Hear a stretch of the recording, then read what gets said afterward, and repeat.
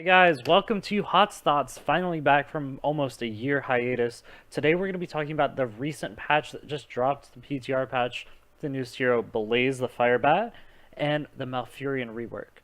So there's lots of really cool stuff to this patch. I actually think this is one of the better patches, but one of the better heroes in hero reworks that we've seen from Blizzard in a long time. So let's go ahead and jump into it. Let's go ahead and jump into the game. First of all, I have to talk about Blaze for a second. This is a hero that when I first heard about him, I thought he would suck. Because if you've played StarCraft 2 and you played with the Firebats there, they suck. They're really slow and super clunky. But after playing with him in try mode for just a few minutes, he actually feels really solid. Like his auto attacks are really responsive, and his abilities feel pretty good. Drop that there, drop that there, and then we light it all on fire. The low swag. So he's actually a really cool hero, and it feels really fluid in his design. Everything seems to gel together. The one thing I will note about him, his health is mega high. Compared to a lot of other tanks, his health is really, really high. So at base level, I think his health is around 2880, I think was the number, somewhere around there. 2886, I think was the number. Compared to something around 2100, 2150 for ETC. So you can see at base level, he has almost 700 health more than ETC, which is a pretty big deal. It adds up pretty quickly. So he's very, very tanky, and he has a lot of different ways to mitigate damage against him as well. I haven't really tested out all of the numbers specifically, so he might actually be a lot less tanky than I think. But Pyromaniac, for instance, gives him 25 armor on top of all that health. And on top of that, he can also heal if he stands in ignited oil spills. So definitely a possibility for him to keep that sustained really, really high and stay alive outside of just his inherent tankiness. He's also got lots of different talents that just give him small amounts of tankiness. So for instance, this level 1 talent gives you a shield, very strong. It's on a 40-second cooldown, which I think is pretty good. Honestly, between that and Pyromania, you could probably juggle those cooldowns. Since the cooldown of Pyromania is quite long, you can reduce it a little bit with Flame Stream, but for the most part, it's always going to be like at least 60-ish seconds. It's unlikely that you get it down to 40, or I think the lowest it can get down is somewhere in the 30s. So it might be cool to get the Endurance Stim Pack and just kind of juggle that with Pyromania to keep yourself tanky in fights. Neural Stim Pack, there's lots of different things. I'm not going to go over all the talents because it would take me forever. I have noticed, though, that he doesn't have a lot of inter-talent synergy. There's not a lot of things where it's like, if you pick this talent, then this talent at this level is so much better. It's surprising because they all kind of do different things. So you just kind of have to decide which you want to go for. He also has quite a few of these oil talents. Like, I think he actually has quite a few. It's actually really surprising. His ults, he has a bunker drop where he can drop down a bunker and people can go in it. So let's go ahead and I'll just show you that real quick. So here's the bunker that he can go into, and other allies can go in here as well, and he can just kind of shoot stuff out from here, which is kind of funny. Kind of a cute little thing. Might be good for, like, if he's about to die, you can drop that, and it kind of gives him a second life bar. So, pretty cool stuff right there. Again, another thing to make him even tankier than he already is. Second thing, if we go to his other ult, Combustion, basically is kind of like a damage over time Shogal ult, where you charge it up.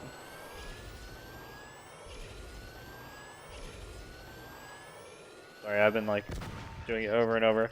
So it charges up for like 4 seconds, and then it does damage around him like so. I think it broke.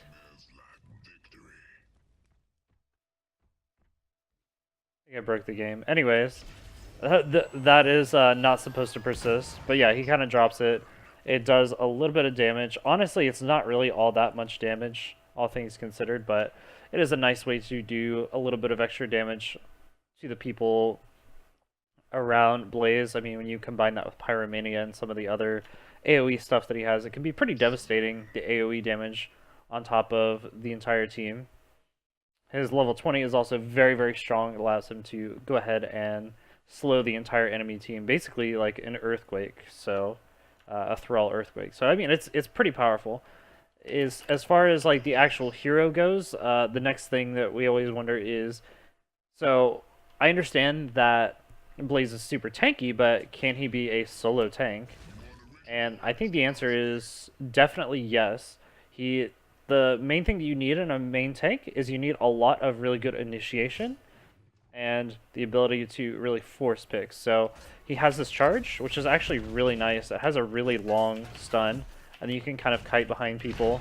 If you start to get low, you can drop the oil and ignite it. And just kind of chase people down and body block like so. And since he's so tanky, it's really fine. And then you can always pop Pyromania. So he's a very, very strong hero overall. And he feels really comfortable. He feels really just fluid and a very strong hero. I think we're definitely going to see him in pro play, definitely going to see him as a main tank. So moving on, let's talk about the Malfurion rework. Malfurion got a huge rework, which he's already been reworked several times, and it seems like Blizzard can't quite figure out what to do with him. If we think about back to what Malfurion's old strengths used to be, it used to always be he had really high sustained healing, he had good wave clear with Moonburn, and when Twilight Dream was reworked, he was a really good engage initiation support as well. He's gonna get too crazy with two Malfurions. I like to actually do Illidan, because Illidan's really easy to heal and stuff. So the main thing that we're going to note is you want to keep the uptime on your Q on every single hero on your team. That's what you want to do. You want to basically just be constantly spamming regrowth and then spamming Moonfire whenever you see an enemy, and that kind of heals all your allies, right? That's kind of the playstyle of Malfurion now.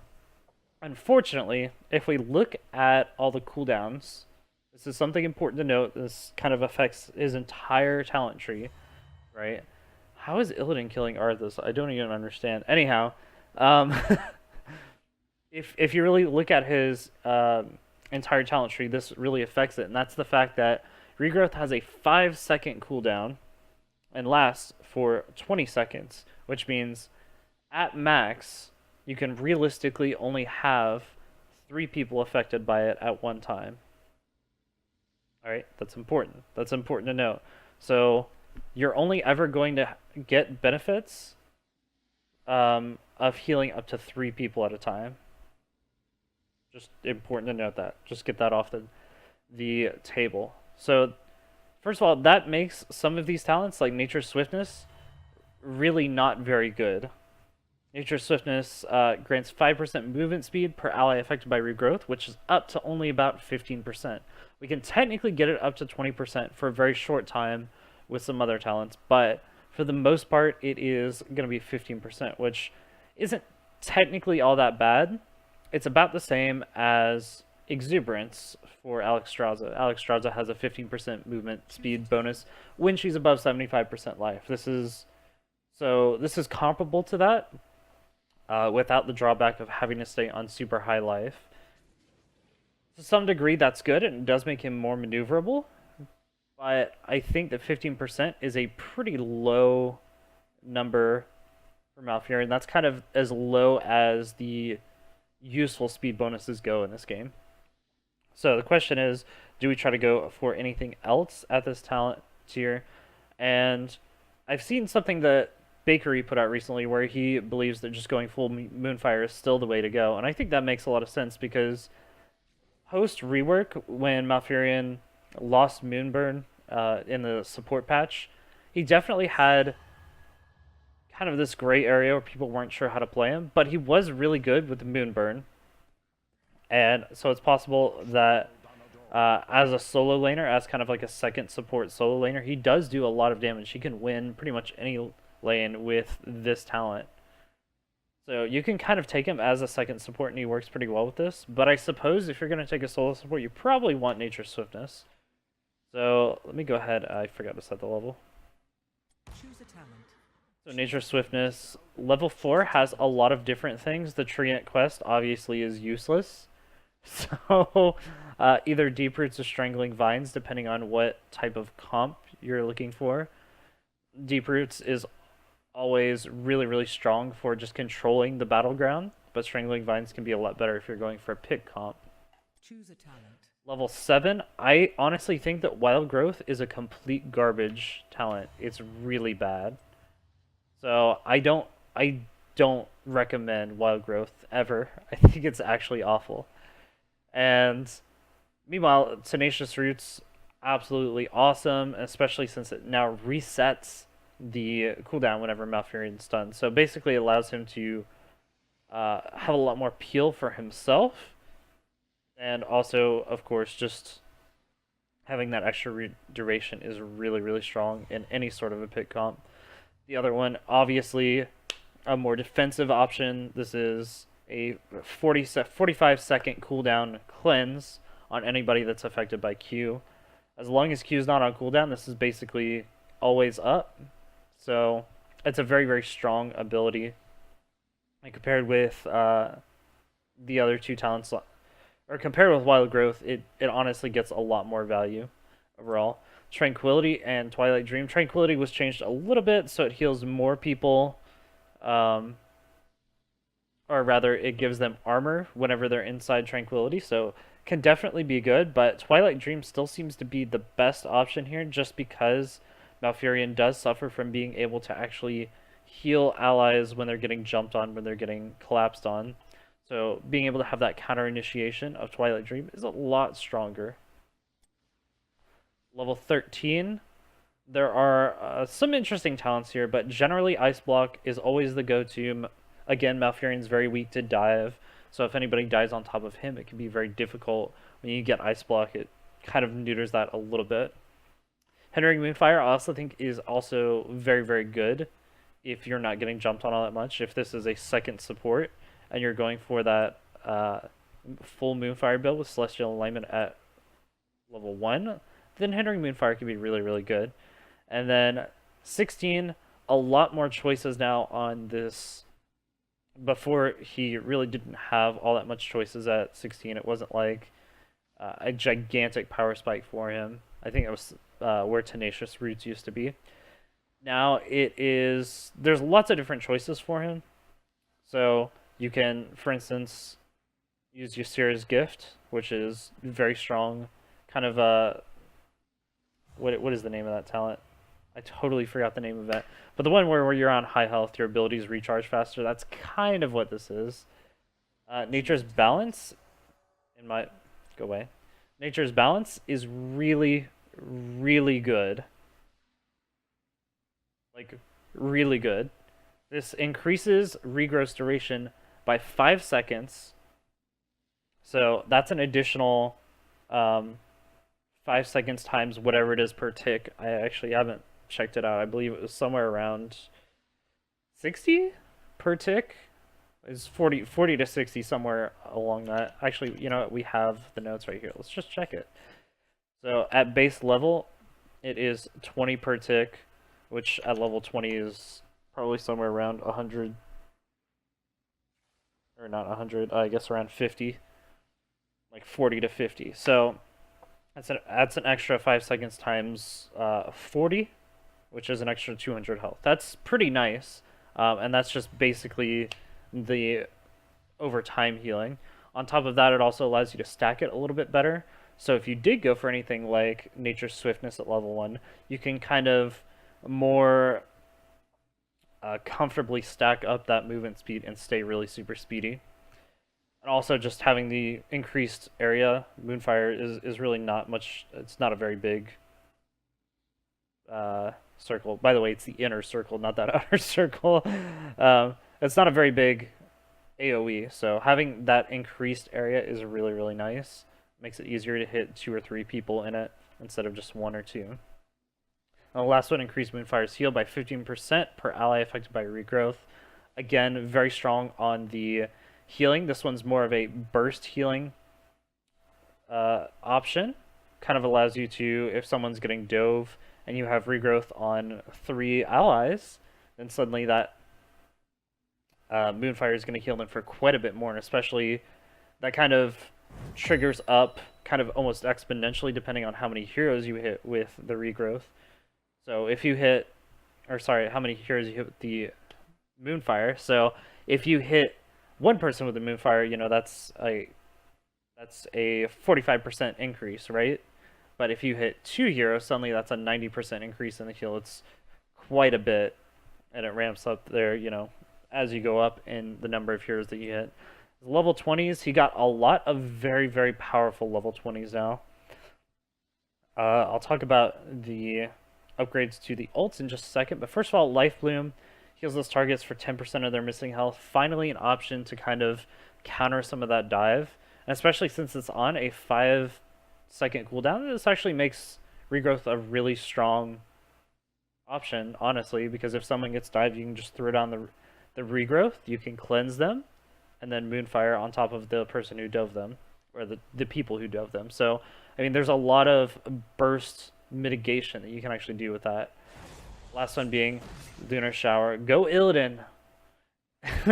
and Gullidan. and Gullidan. And so, Lunar Shower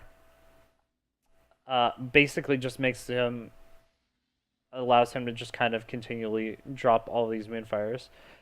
Now, the thing is, I don't really think that this matters too much unless you go for a full Moonfire build. If you don't go for a Moonfire build, Lunar Shower is pretty much useless outside of just being able to hit heroes more often and get that proc on your Q. But it is going to run you out of mana very, very quickly. So you kind of have to question, do I want bigger chunks of heal, or do I want a better anti-dive heal? And I really don't know the numbers on this. Lunar Shower may end up just being straight up better since it reduces that cooldown to only 1 second. But I can't really tell you right now because I haven't run all the numbers yet. Meanwhile, the ult upgrades, Astral Communion didn't change. Still the Teleport Twilight Dream, really strong. Serenity, on the other hand, instead of whatever it used to do. I don't even know what it used to do. I think it used to give back mana as well as health. Now instead, it reduces the cooldown of Tranquility for each hero hit by Moonfire, and it also increases the healing. So basically, when you hit level 20 and you get Serenity, you have you basically have an ult that is up by, let's see, look at this cooldown. It's 80 seconds, so you basically can have your cooldown up every, realistically, 40-50 seconds at the very minimum. So yeah, you have almost constant uptime on Tranquility. On top of that, everyone inside the Tranquility, basically, or at least up to 3 targets, gets up to 3 or 4 targets, I should say, depending on which talents you take. Everyone in there gets 10% health, or sorry, 10% armor, and they also get healed by 10% more. So basically, it just makes at least half of your team, or more or less all of your team, completely invincible while they're inside the Tranquility. So I think that's going to be a very, very, very powerful ability if Trank ever becomes an option. The only problem is that part of the metagame just it's all about trying to get that early lead. So if you have to wait until level 20 to actually get that power spike, it might be more worth it to just go for the Twilight Dream. So anyways, that is going to be it for right now. This is just my first impressions of these heroes, how they're going to work out. I can't wait to see them actually get into action once they get to live, once we get to see pros play it in HGC next year. It's going to be really fun. So thanks guys for tuning in, and I will see you guys on the next video.